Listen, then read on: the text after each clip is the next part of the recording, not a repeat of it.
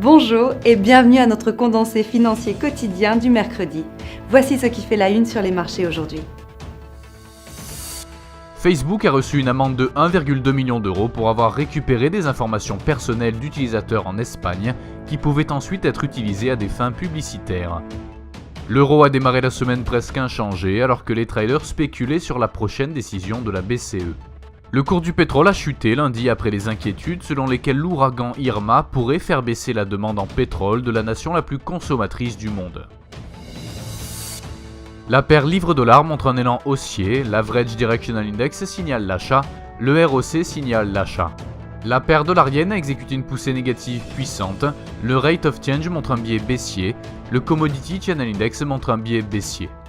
Le cours du pétrole brut exécute une poussée haussière puissante, l'Average Directional Index signale l'achat, le RSI est actuellement neutre.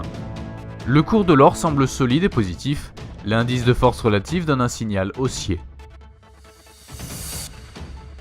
Les stocks de pétrole brut selon le département de l'énergie aux États-Unis seront publiés à 14h30 GMT, la production industrielle de la zone euro à 10h GMT, l'indice des prix à la consommation en Allemagne à 6h GMT, l'évolution du nombre de chômeurs en Grande-Bretagne à 8h30 GMT, la déclaration budgétaire mensuelle aux États-Unis à 18h GMT, les demandes MBA de prêts immobiliers aux États-Unis à 11h GMT.